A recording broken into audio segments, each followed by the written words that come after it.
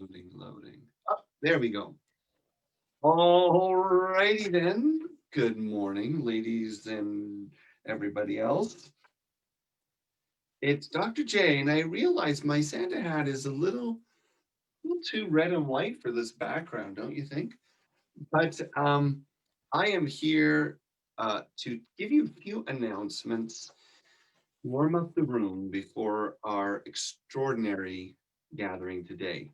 Our beloved Ariana Saraha from Ariana Saraha and Flight Behavior is here today to sing us one of her truly magical um, incantations.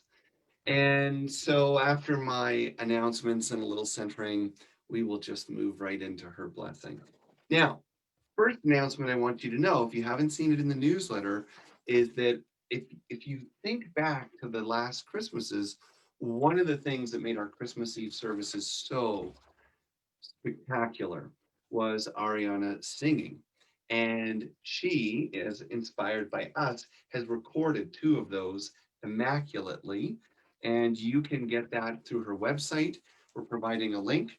And you can also get it on iTunes. And I honestly, I went on there and I was just trying to figure out how do I somehow tell everyone who celebrates this that they have to get these songs.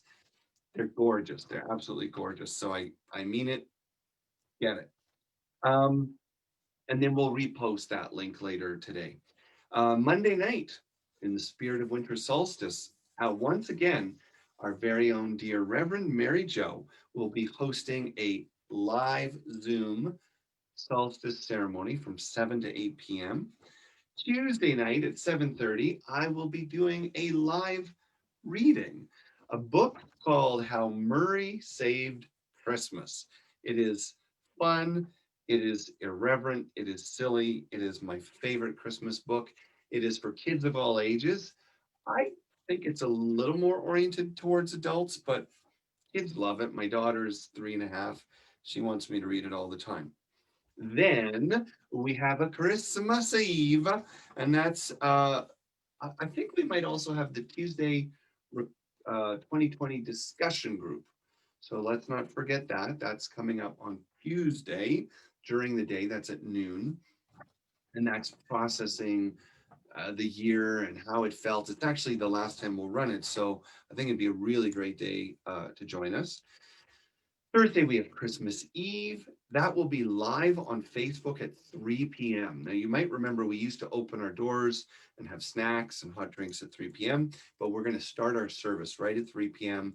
And then that way, we should be finished right around 4, maybe a little after, and you will be free to celebrate however you choose. We will have with us, once again, Ariana singing a different song. We will have the uh, immaculate and always beloved Sandra Wong. We will have the ever endearing Michael Stanwood, who kicks off our Christmas service every year. And then our two classic Christmas readers, Bruce Cranack and Liz Picard, will be with us. It will be very dear memory and echo of last year, and yet maybe in some ways it can be more special. So that's up to you. You're going to have to set the tone, you're going to have to darken the lights, bring out your candles. And the cool thing is, we can share this with people everywhere. A spiritual, but not religious, eclectic, inclusive, mystical consciousness Christmas that people can enjoy anywhere, right? Like Puerto Rico, Alaska, Timbuktu, I don't know, whatever you can think of. So don't be shy. Share what we're going to do. It's going to be very special. There's more announcements. There's more announcements. We're not done yet. Monday, December 28th, we have a distance energy healing session with Elise Lasco. And it's a wonderful kind of way to end the year and prepare for the new year. Get yourself back in balance. Remember that Rick Kitzman's amazing reading of A Christmas Carol, which he premiered live on Friday, is available on our YouTube and Facebook page. You just look for the videos. And it's really special. It's really, really, he did such a great job. He does all the voices, he kind of pares it down. But if you don't know, A Christmas Carol, The Ghost of Christmas Past and Present. Um, it's a very profound metaphysical, meaningful, mystical story. If you've only seen the silly kind of kids reversions of it, you've got to listen to it again or read it, because there's a lot about living in the present moment and allowing ourselves to be informed by the lessons of the past and the hopes of the future, and the understanding that we are all interconnected and what we do matters. It's quite incredible. All right, all right. I'll keep going. Don't worry. We all want to get to Ariana, but this is important too. So you are also able to purchase recordings of the Legends and Luminaries event. Now, some of you were there live and you already paid, and you'll have that at your disposal till March 1st. If you want to give it as a gift, it's $39. It is a fundraiser. 100% goes to the 501c3 that we are. And I recommend you let people know about it, because all we've heard is that people have said it was phenomenal. Say no more.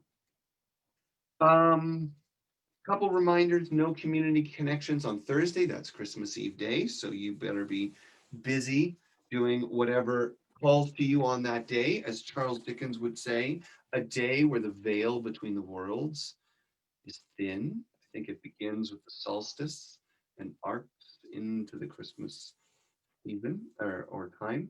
So, yes, join me for the final 2020 recovery and renewal on Tuesday. No community connections on Thursday. And that, I do believe, is all I got for announcements. So, whoever's here, thank you for being here. And thank you for your time, your energy, your prayers, your presence, and of course, also your contributions. So, let's take a breath. I'm going to ask you to close your eyes, take a breath, and we're going to do this a little differently. We're going to jump right into our statement of being, and then we will move into our little meditative prayer, and then I will fade into the background as the spell for our ceremony is cast. So, eyes closed, taking a deep breath in and a long, slow exhale.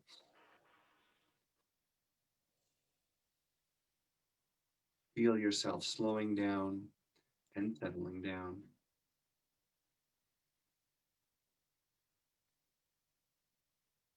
As we enter into this growing stillness and silence, may we remember each other in the space that we create together, whether we are near or far. We hold this space with the blessing that has brought us together, the vision of our ancestors and the founders of this community, who wrote more than 130 years ago, God is all, both invisible and visible, one presence, one mind, one power is all. And this one that is all is perfect life and perfect love, perfect substance. We are individualized expressions of God, and are ever one with this perfect life, perfect love, and perfect substance. Affirming these words with a deep breath, sitting comfortably but alert, your eyes closed, feel your body soften, and let the stillness and the silence of your awareness expand.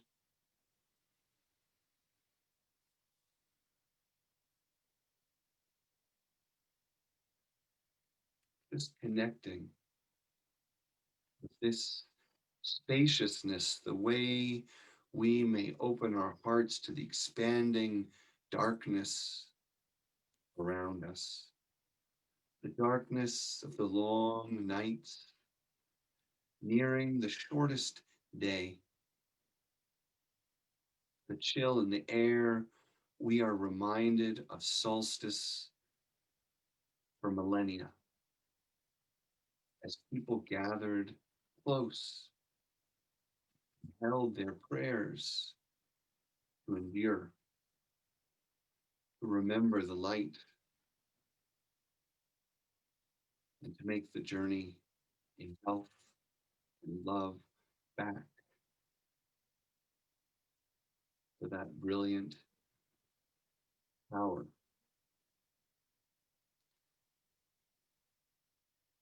We pray each in our own way and yet together as one,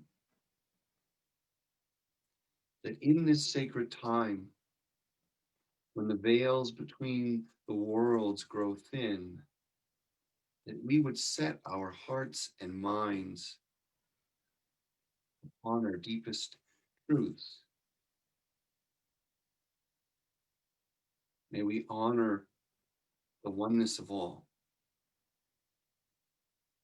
above all things, and then find ourselves, our needs, our hopes, our wishes for health, for healing, for abundance. Let us find that and those things within the oneness of all, surrendered to the beauty of life, the love that is life, the joy that is life. And may we discover that whenever and wherever we stay connected to the sacred within us and around us, we have all that we need and more.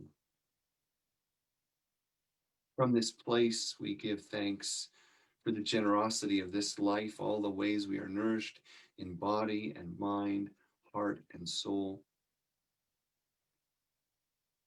And through these things, may we each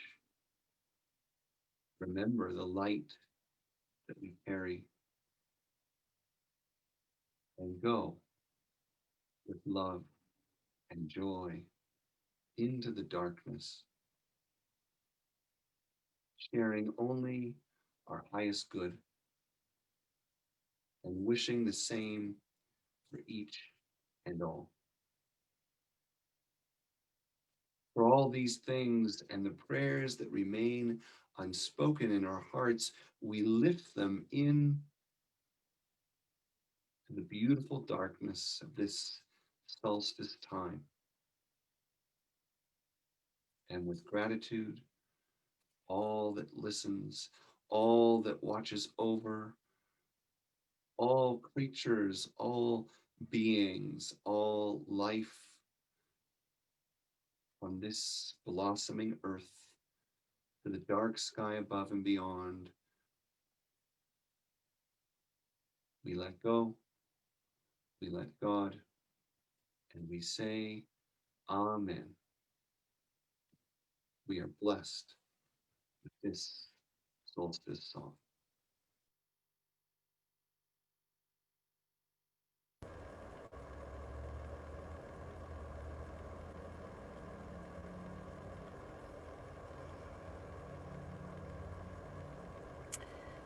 I share this song in honor of the sweet darkness.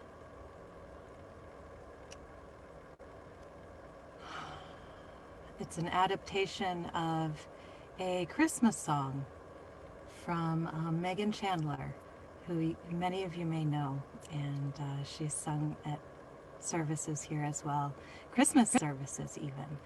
And I love how she reworked this song in honor of the sweet darkness. May it nourish us, may it embrace us, and may it allow us rest in this deep winter time of year.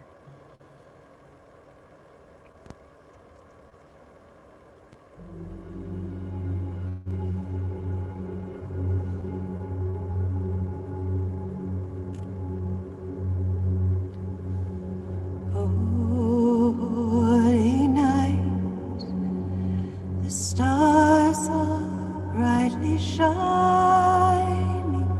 It is the longest night of the year. Long lay the world in soulful darkness pining, till light returns and the soul feels its worth. A thrill of hope world rejoices, for yonder breaks a new and glorious morn. Fall on your knees, oh, hear the holy voices, oh, night divine, oh, night so sweet and long, oh, night divine, oh, night divine,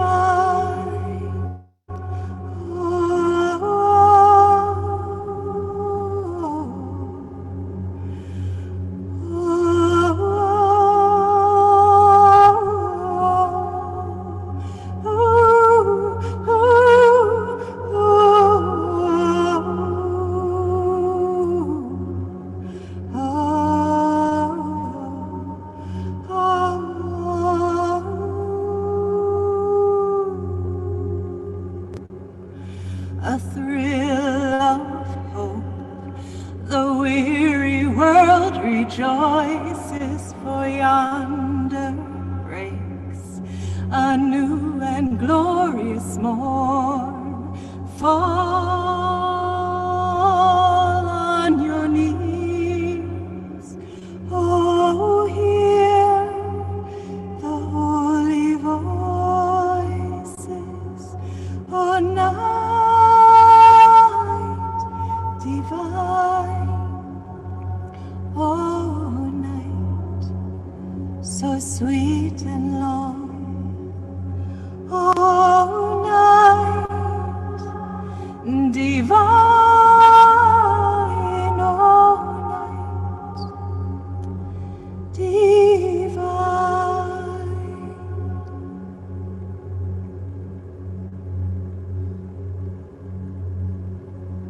Blessings.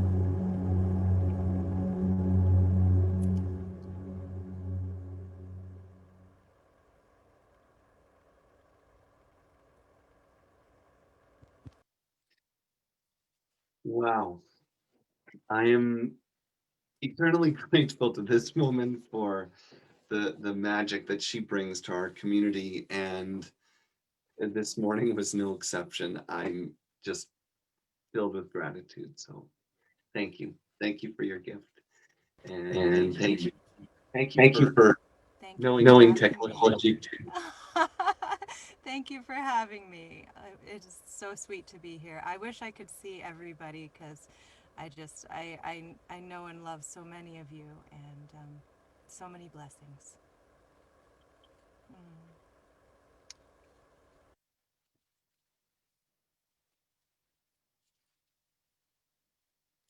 So, in the spirit of this, I invite you to stay in that beautiful energy and that beautiful magic.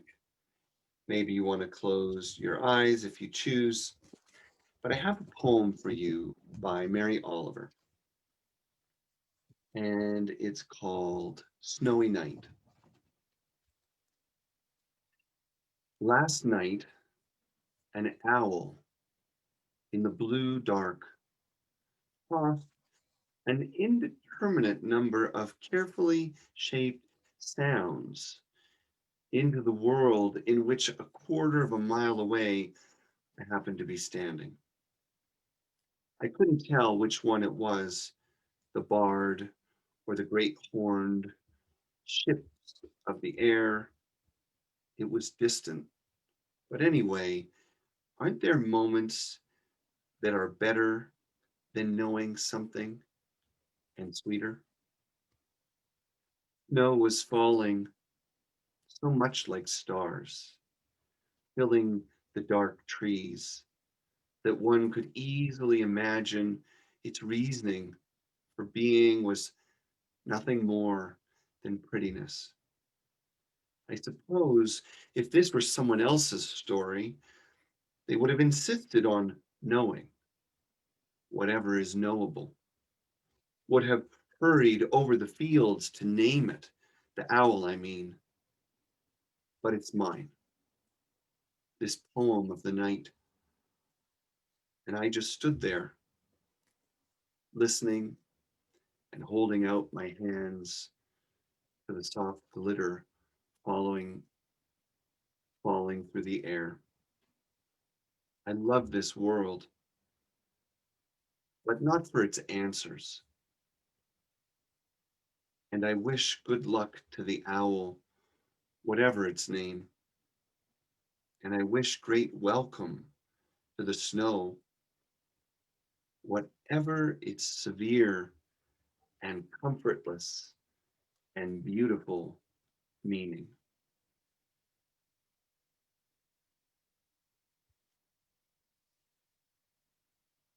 So it's all right here. I don't know if I could say anything better or more clearly. I would say clearly not. In this poem, Mary Oliver draws us in to the beauty of the darkness, fearless experience of the darkness, one in which darkness robs us of our senses, robs us of the familiar, and thus gives us, opens us in a new way.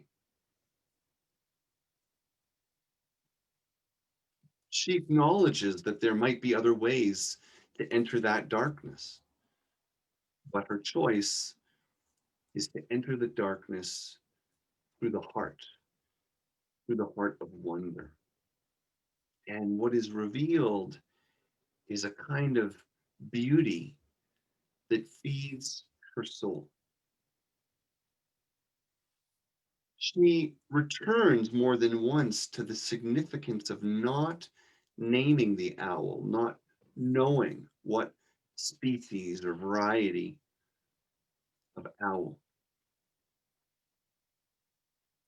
She reminds us that her fulfillment is not in answers, is not in knowing, but is being open to experience the darkness on its own terms, the mystery on its own terms, nature on her own terms. And this poem really sets us up for our deeper understanding of the darkness today. Now, at this time of the year, millions of people for thousands of years have cherished this dark time and what it brings us, both through the harshness of the cold seasons in the Northern Hemisphere that bring us to warm fires and traditions of celebration and wild recreation and all kinds of merriment that have been a part of our cultures around the world since before the days of Jesus and certainly ever since. But we find that in the modern world, there are lessons that we return to at this solstice time. The way the darkness allows us to cherish the light, the way the darkness sets up by opposition or contrast, the need to be a light bearer, and the importance of being grateful for all the light that we have. But today, I'd like to dig a little deeper into this. I'd like to go further into that darkness to reveal what, for me, has come to feel like one of the most possibly important realizations of my own life. And I think that's saying a lot, at least for me. You see, the darkness is simply a part of life. There can be explaining, but there is no ultimate answer. We each have our own answers, we each have our own stories, and some of them overlap and some of them diverge. But what we know for certain is that light and dark and cycles of the two have always been a part of what sustains this world. That this human experience, that this physical reality relies on the tension in the interplay of the polarities, sun and moon, day and night, youth and age, joy and sorrow, all the dynamic tensions of this world allow this world to exist. Now, as a human animal, we so love the pleasures of the light, of the sun, of the warmth, that we often have come to demonize or vilify the darkness, as if somehow, perhaps, to let ourselves off the hook for how powerless we feel in the face of it. We don't name it as ourselves. We don't claim it as ourselves. It has been by too many of us for too long considered the other, something we need light to go through, something we need to bring a flashlight to, something we need to get in out of the darkness, something we push away. And yet, ironically, the more we deny the darkness in our lives, in our world, in our nature, and I mean all forms of darkness, darkness that's merely day and night, darkness that is the harsh cruelty of humanity, darkness that is loneliness and despair, the more we push the true presence of darkness away, the simple reality that dark is a part of this life, the more we push it away, the more we feed our hopelessness and helplessness within it. In other words, the very act of pushing away darkness breeds the very darkness that we are most afraid of. In our online gathering, we had the great Matthew Fox. And one of the things he said that stood out for so many of us was a contemplation of what God is really. How can we name the unnameable? How can we know the mysterious? But he proposes, well, at least perhaps we know one thing, that God is the denial of denial. To know God, to feel God, to live in God, to experience God is the denial of denial. And what he means by that echoes the words of all or most all mystical teachers, which is to be fully human, to be fully alive, and to be fully divine and connected to our sacred nature. We can be cut off from nothing. Whatever we try to deny, pretend doesn't exist, not admit, not embrace, not see in ourselves, acts upon us blindly. Whatever we deny, whatever we resist, acts upon us blindly. But when we claim it, when we celebrate it, when we go out into the night with song, with candles, with a heart willing to celebrate the full experience of life, then something else happens. And this is where I want to move into a new focus today. Now, I'm going to try to explain this as best I can because for me, this is kind of like something I think I took my whole life to wake up to. Now, when I say it, maybe you're going to say, meh, I kind of knew that, Jonathan. Thanks. But let's step back from this conversation for a moment and place it inside a larger perspective, the perspective of awakening to the oneness of all. So, if we are a layered being, as I always like to say, that we have a divine universal place inside that is the same in everyone and everything, that we have a uniquely personal side, a soul, a true self, something that seeks human expression. And then we have our most particular conditional self, the way we show up and relate to the material world and the other beings in it. Okay? So we have universal, we have essential, and we have conditional. At the very least, we have these three layers to who they are. Well, it's interesting to me that as we awaken to oneness, whether it's through a lightning bolt of insight, whether it's through gradual growth and evolution over time, or whether it's simply a belief that we claim, what happens is that each of these domains of the self transform, and we understand them as a part of the whole.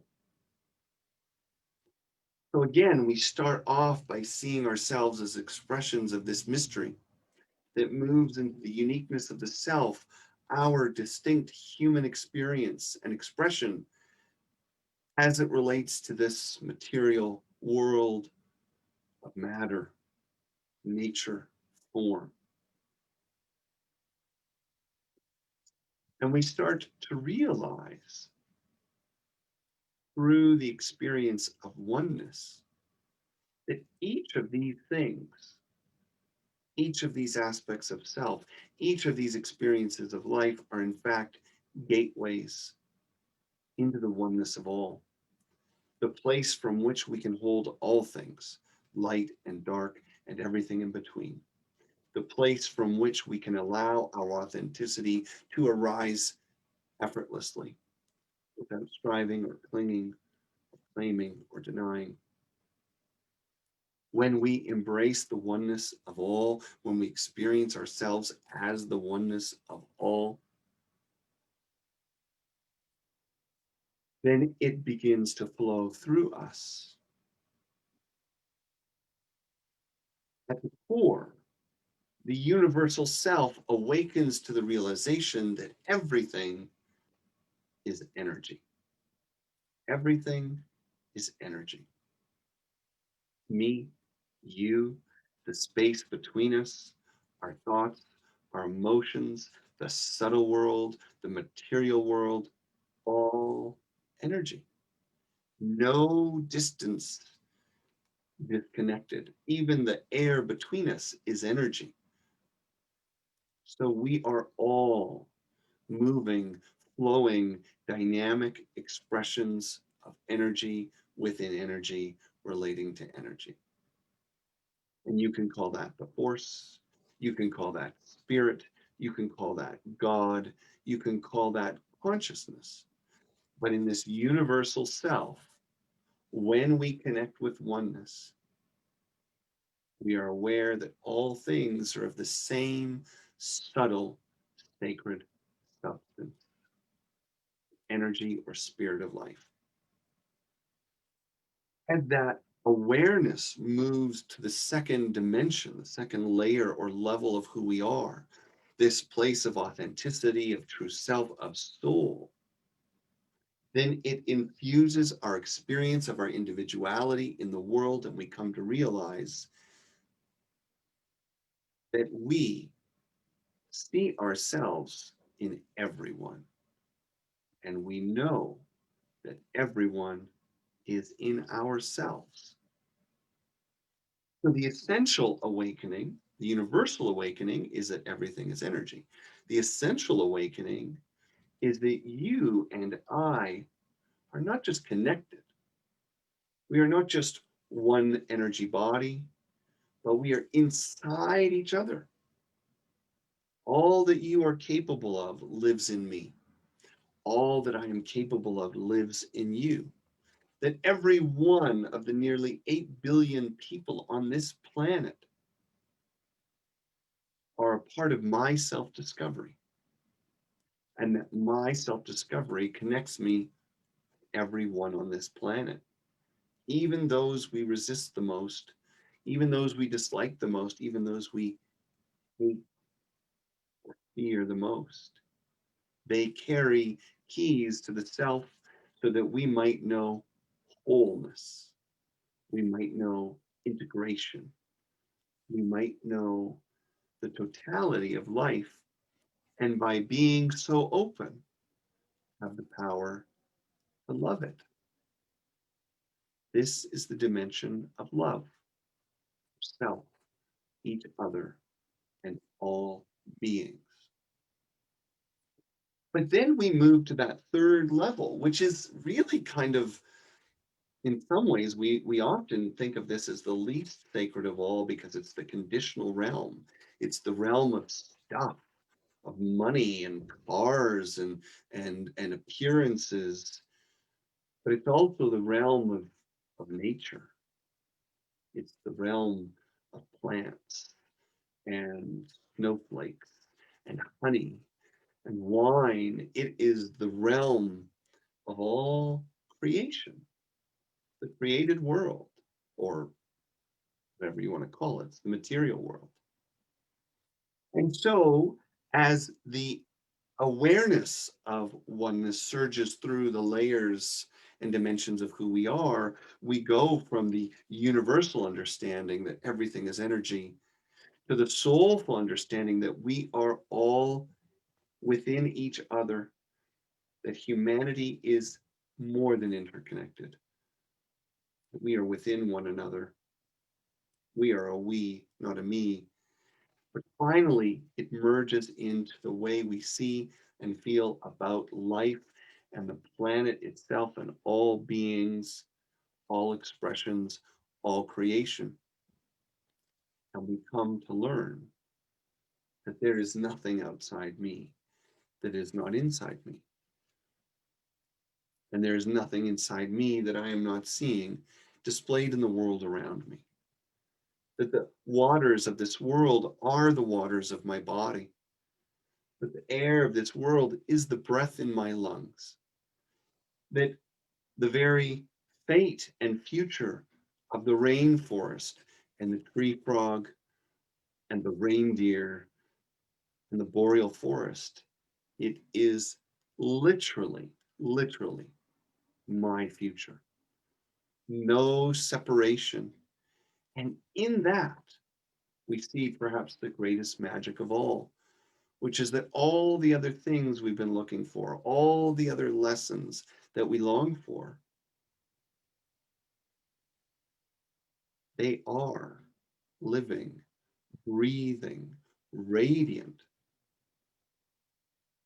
within the natural world itself. And that the more powerful or present the wisdom, the more transparent, that which brings it to us. In other words, everything can be seen as spirit. Certainly, even this pen, in its own way, carries the energy and the interconnection of life. But of course, it's been refined and refined and refined from who knows what elements or chemicals into this strange pressed shape. And yet, when we see the elegance of a pine cone, when we observe its life and study its form, we find the most potent power, love, and wisdom present in its beauty. We discover that beauty is, in fact, the face of God, uncovered. When we as human artists create without filters, without limits, without attachment. What we create is experienced as sacred, as beauty, as a way back to God, whether it's music or sculpture or paint. And more so, it's true of the natural world that all that is unprocessed, unfettered, not distorted, when we are quiet, when we are close, we find that it teaches us everything we need to know about soul and spirit, about the essential self and the universal self. One of the greatest miracles of life is that life has a design that brings us to awakening whenever we're willing to listen, whenever we're willing to be present and patient. Life is a direct expression of all the sacred love and wisdom we could ever possibly need or attempt to realize. And that is a miracle because that means that the books will help you, the teachers will help you, temples and cathedrals will help you, but only to get to the place that the mountains, the forest, that the winter and the summer are singing about day and night. You only need go to where God is naturally present and listen, and then listen some more. When you find the stillness in yourself, the whole world will teach you, the whole world will speak to you, and you will know the answer to whatever you need answers for. And whatever you don't get answers for tells you that the answer is not of the mind. The answer is not about knowing. So, this is the last part of our journey today.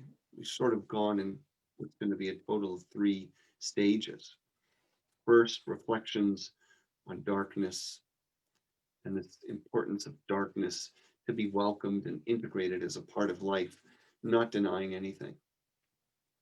The second is to step back and see the big, big picture. And remember that these 3 layers of self, universal, essential, conditional, that they are transformed when we awaken to oneness. And they become vehicles by which we experience everything as energy, all humanity as united, and nature as self, self as nature. But in this, what does it show us about darkness? Check this out. Each of these 3 levels has a felt sense that goes with it. Deep in the knowing that everything is energy, deep in the experience of everything as energy, is the feeling of joy. Joy. Deep in the experience of all humanity as united is the feeling of love. And deep in the experience of the direct connection with the natural world and all of creation without judgment, without filter, we experience beauty. And so, beauty, love, and joy are components of awakening. And not only do they emerge out of the deep knowing of these 3 dimensions of being and the experience of awakened awareness flowing through them. But check this out. It works in reverse as well. And this is the gift of solstice. This is the gift of the darkness. That beauty, love, and joy can actually take us in to the oneness with nature, the oneness with humanity, the oneness with energy and spirit. We may not have all that awakening, we may not have all that understanding, but we can move towards it. We can cultivate it. And how do we do that? We do that by cultivating beauty, love, and joy in our life. In your relationships, are you giving beauty? Are you giving love? Are you giving joy? Are you sharing beauty? Are you sharing love? Are you sharing joy? And this can be in any relationship. It looks and sounds different depending on the setting, romantic, work, family. But let's say it's work. Do you bring beauty to your work? Do you submit your paperwork, your reports with an attention to the presentation, with a sensibility that reflects the meaning, even if it's a spreadsheet? When you set your office or attend a meeting or dress yourself for the day, do you pay attention to the energy that moves through the physical space? Beauty can be a part of anything and everything. When we look at the architecture and offices in other countries around the world, we find that beauty is a vehicle to help business thrive, to help workers connect, and to uplift the energy of a workspace.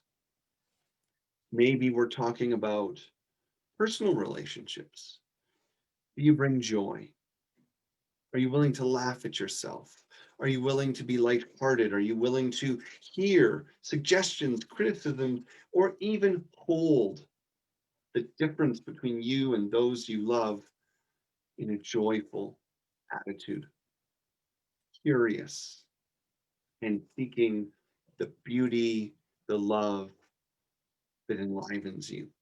You see, if you seek beauty, love, and joy, then you can bring anything closer to a place of strength, peace, power, its spiritual nature.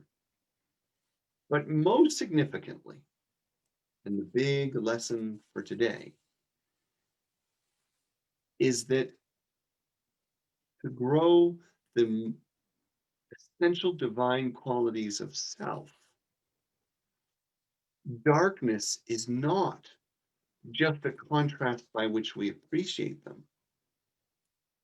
Darkness is required for their growth and blossoming. If I want to be a bringer of beauty,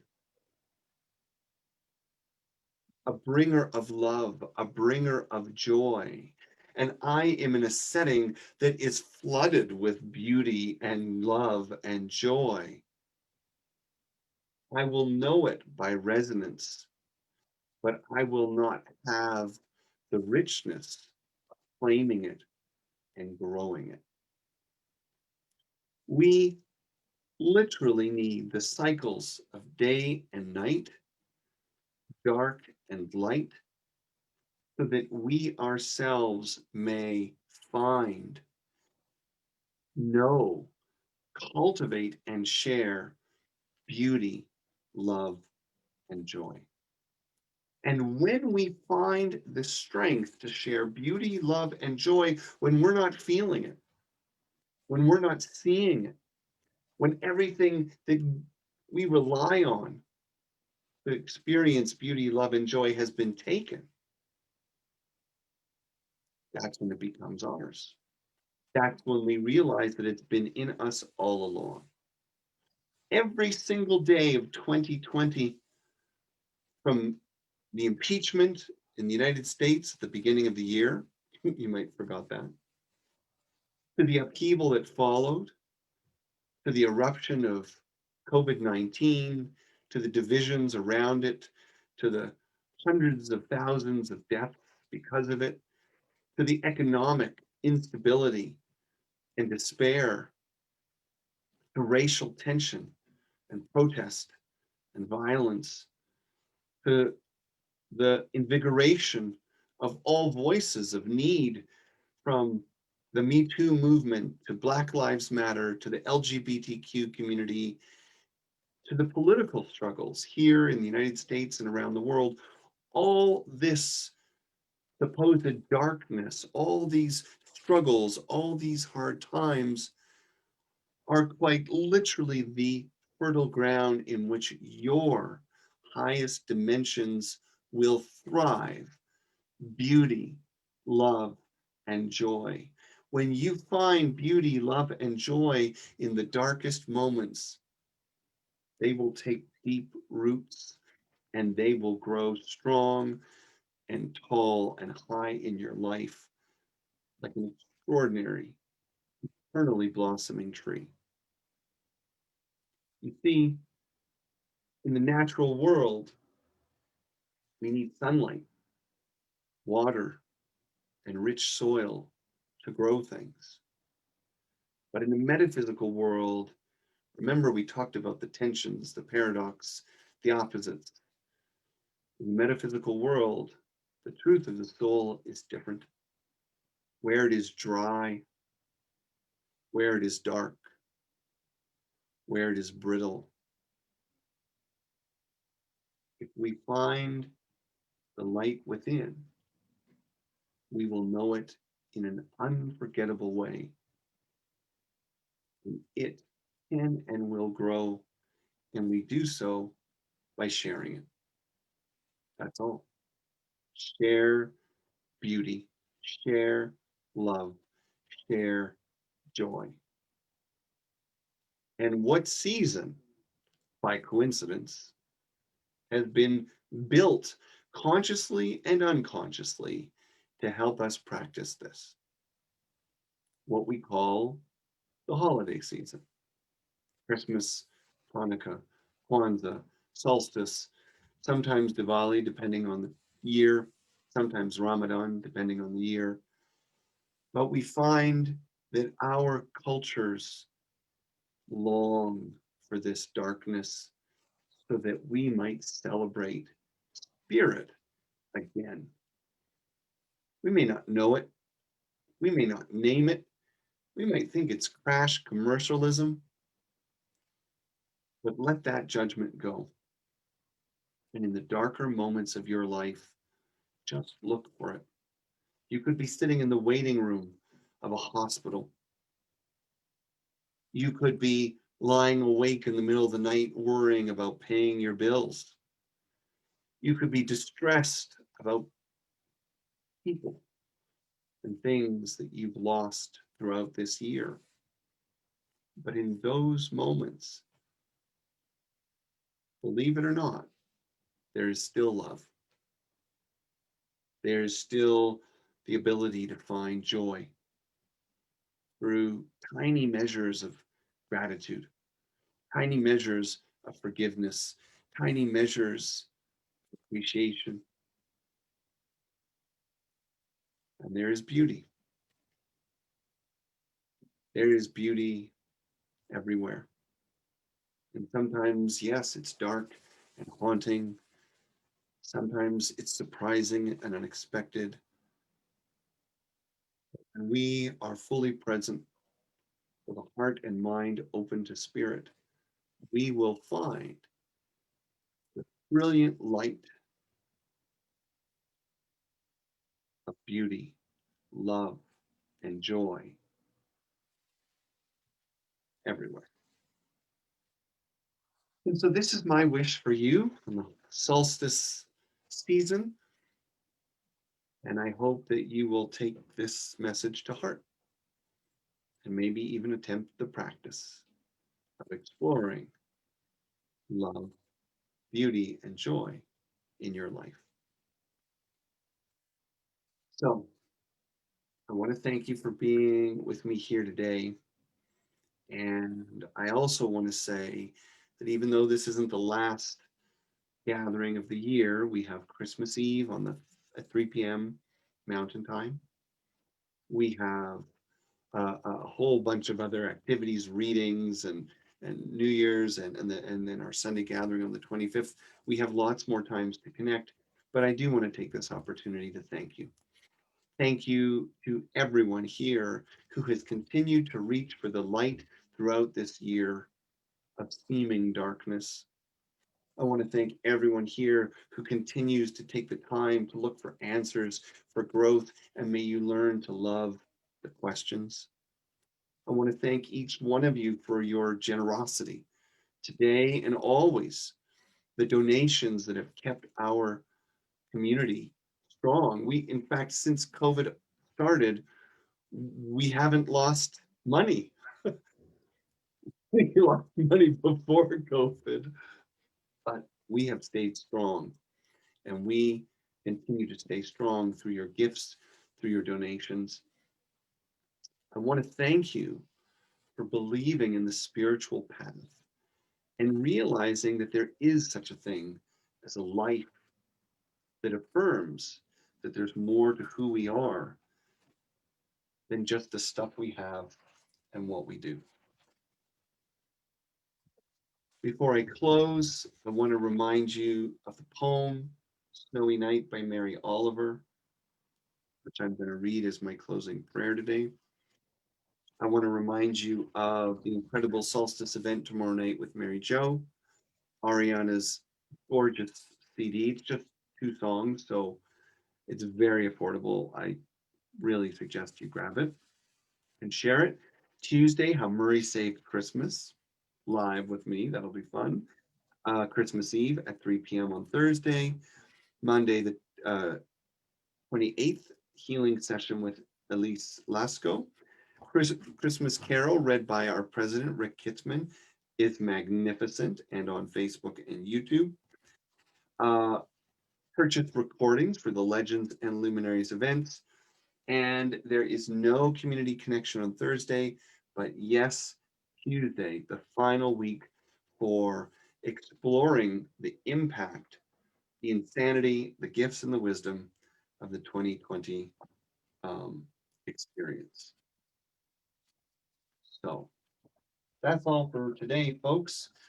I'm going to invite you to take a breath and hear today's message, and the magic of today's song, and all that we're exploring. I invite you to hear it all beautifully painted for you in this poem by Mary Oliver. I'm going to read it again. So, again, thank you for being with us. We'll see you. Please share about Christmas. We'd love to share this with hundreds of people. Close your eyes, take a breath, and feel your own stillness. Last night, an owl in the blue dark tossed an indeterminate number of carefully shaped sounds into the world, in which a quarter of a mile away I happened to be standing. I couldn't tell which one it was, the bard or the great horned owl, ship of the air. It was that distant. But anyway, aren't there moments that are better than knowing something and sweeter? Snow was falling so much like stars, filling the dark trees that no one could easily imagine. Its reason for being was nothing more than prettiness.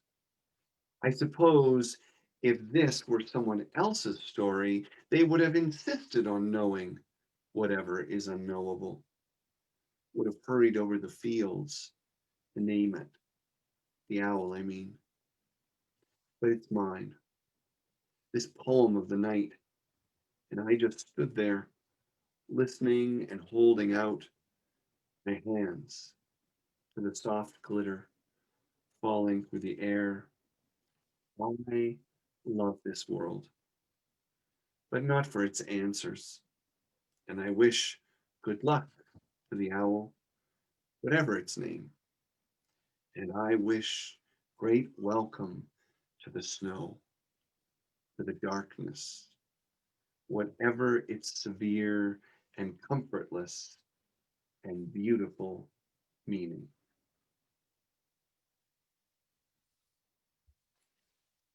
Lots of love. See you soon. Christmas Eve. Okay, take care.